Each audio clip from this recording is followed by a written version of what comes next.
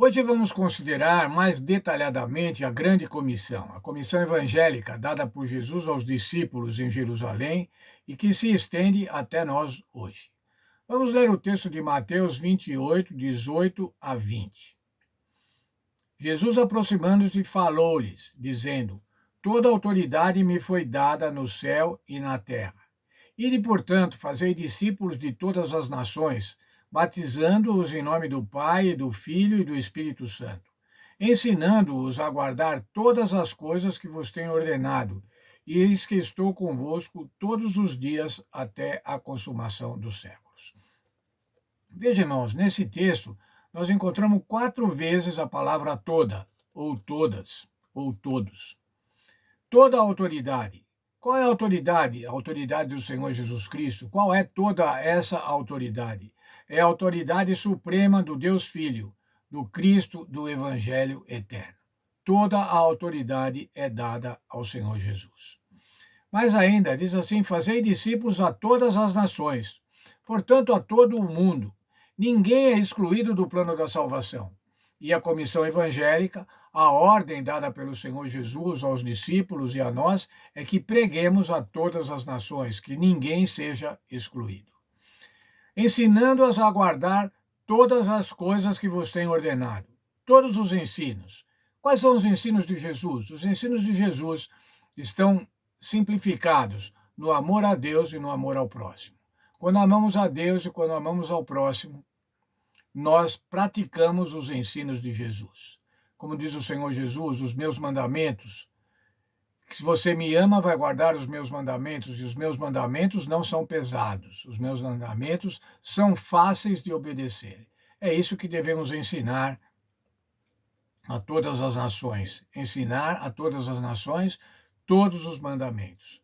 E mais ainda, agora vem uma promessa. O Senhor diz assim: E eis que eu estou convosco todos os dias até a consumação do século. Isso quer dizer o quê? Todos os dias ao longo da história, até a volta do Senhor Jesus.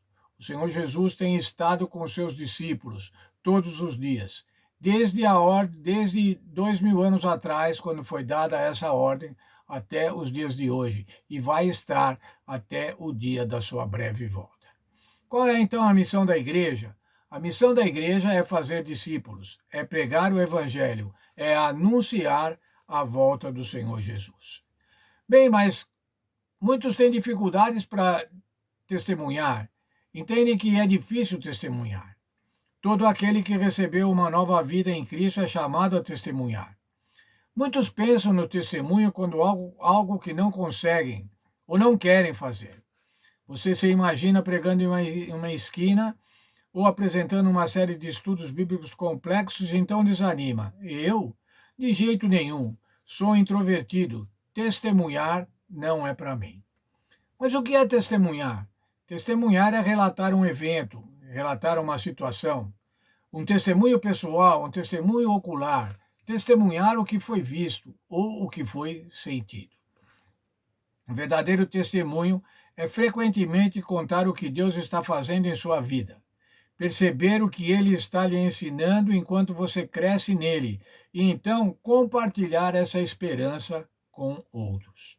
Deus é bom e o que Ele faz por nós é a melhor notícia que esse mundo pode ouvir.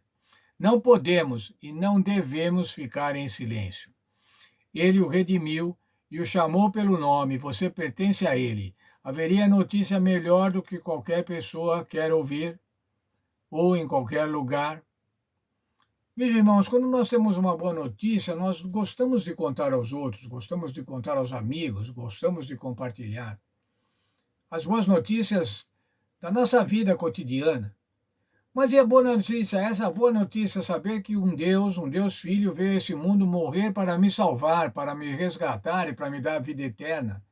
Essa é a melhor notícia que podemos contar, é essa notícia que devemos compartilhar.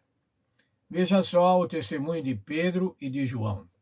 Pedro e João afirmaram: Nós não podemos deixar de falar das coisas que vimos e ouvimos. Isso está em Atos 4:20. Não podemos deixar de falar. Não dá para deixar de falar, nós temos que falar. A verdade é que eles haviam estado com Jesus e se sentiam impelidos a compartilhar essa mensagem. O Espírito Santo lhes deu ousadia e poder convincentes nas palavras. Veja o texto de Atos, capítulo 1, verso 8. Mas quando o Espírito Santo descer sobre vocês, receberão poder para serem minhas testemunhas, tanto em Jerusalém como em toda a Judéia, na Samaria e nos confins da terra. Era isso que ia acontecer com a vinda do Espírito Santo. Com o recebimento do Espírito Santo, eles seriam testemunhas, testemunhas de Jesus, com o coração transbordando de alegria, testemunhando do Senhor Jesus. Veja ainda Atos 4:13. Pedro e João eram pescadores, eram iletrados, eles eram incultos, mas as pessoas reconheceram o que a convivência de Jesus havia feito neles. A postura de Pedro e de João, a maneira como eles pregavam, a maneira como eles anunciavam o Senhor Jesus, mostrava para as pessoas que eles tinham mudado, que eles tinham estado com Jesus. Testemunhar de Jesus é demonstrar amor ao próximo. Texto de João, capítulo 4, dos versos 7 a 11. Deus é amor, portanto tenham amor fraternal. Quem ama é nascido de Deus. Deus enviou o seu Filho para nos dar vida, para a propiciação dos nossos pecados, e nós devemos amar os outros como Deus nos amou. Ora, irmãos, se nós recebemos o Evangelho, ficamos felizes em saber do plano da salvação, ficamos felizes em saber que o Senhor nos salva pela graça, sem que mereçamos, mas Ele nos salva pela graça, desde que nós tenhamos fé no sacrifício de Cristo.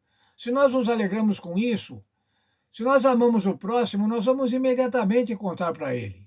Nós vamos contar o mais rapidamente possível. Olha, o Senhor Jesus salvou para te salvar. O Senhor Jesus morreu para te salvar, para que você tenha também a vida eterna. Essa é uma excelente notícia. Que Deus abençoe, irmãos, cada um de nós, e que nós tenhamos essa responsabilidade e esse prazer. Eu diria essa responsabilidade prazerosa, que é de anunciar o Senhor Jesus.